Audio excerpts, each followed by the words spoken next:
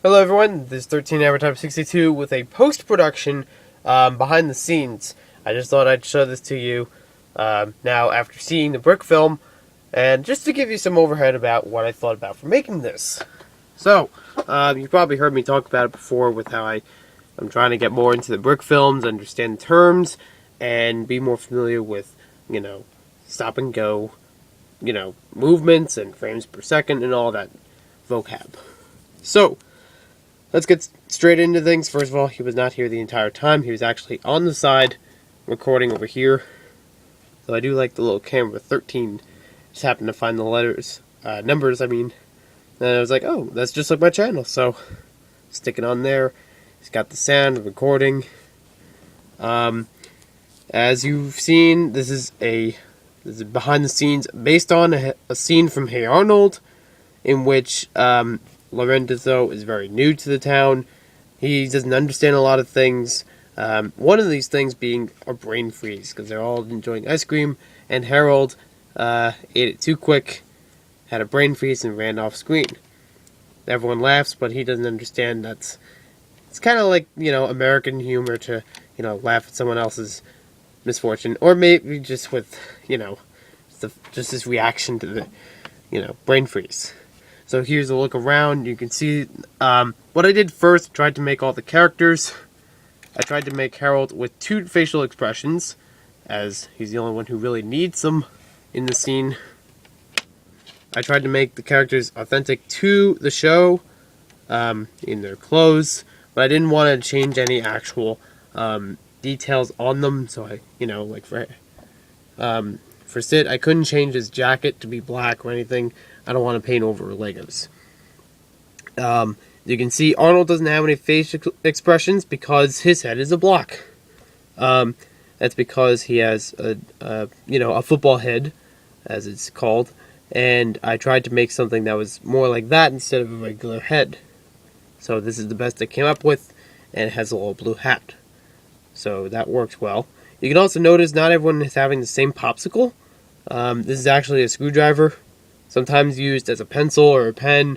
Very useful tool / Lego piece.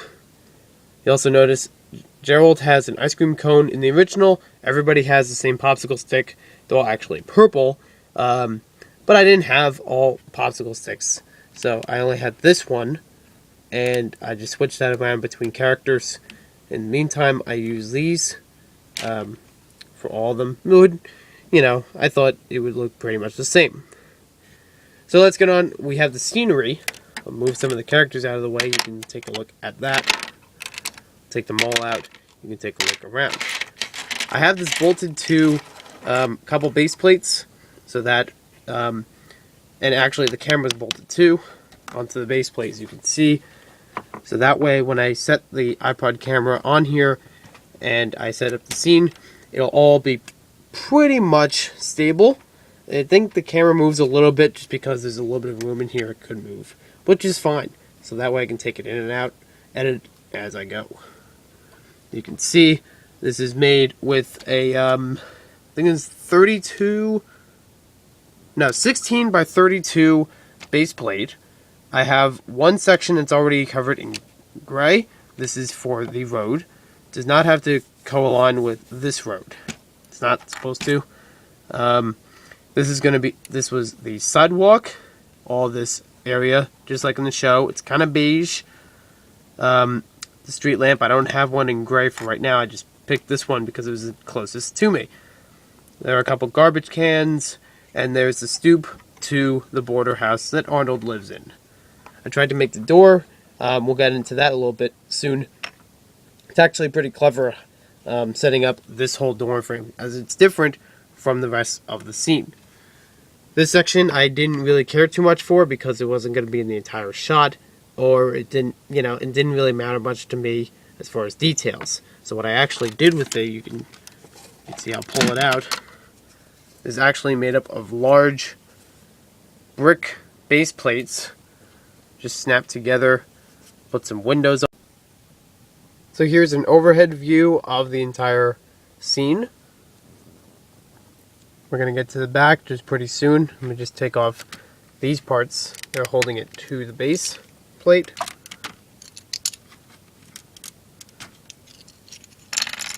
And then we'll move our camera unit. This is a little unit I always use for holding the iPod in here, and keeps it very steady for when I do Lego videos.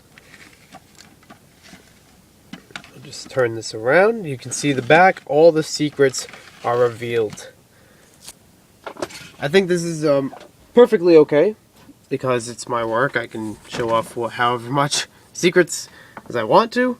But I also think it's okay for recording because it's not going to be seen in the in the video, so it's nothing that I need to cover up. So there's a lot of just random pieces here, trying to keep it straight, keeping it back to the wall. You can see the door is actually just made up of a plate. We'll get to that pretty soon, how that is made, because I think it's a good technique to adapt if you want. So for the section where the door is located and even where the front porch is made, there's something very unique I did here. I'll just take apart this area. It's just made up of some windows and doors, so that's easy. You see there. You can see I can take a lot of colors, just put them in here because they're not going to be seen on the screen. You can see there's a couple pieces right here that make it off-centered from regular studs where it's actually placed. Take it apart some more, and you'll notice this door towards the bottom of it was actually attached not only to the top of the steps, but also to, look at that. There's a section right here. You see the 4 studs on the invert? I attached the door there first. I can't do it with the camera, but I'm looking through the camera to try to do it. So attach the door there, put in these pieces, make it smooth, and this is a cover-up. You can see it attaches not only up and down, so that way it's nice and sturdy. Then all these other gray pieces just fill in the blanks right around the wall. And there you have a very nice staircase. Not really a staircase, more like just some steps. So all these other pieces help fit in with it, so it'll work with the disguise. You can see right there. And now from the front, I'll tilt this around. You can't see, from this side at least, any openings. Over there you can still see the openings. So if you want to make a clever way to make a door for a scene or an extra building, then there you go. You got a couple tips right there.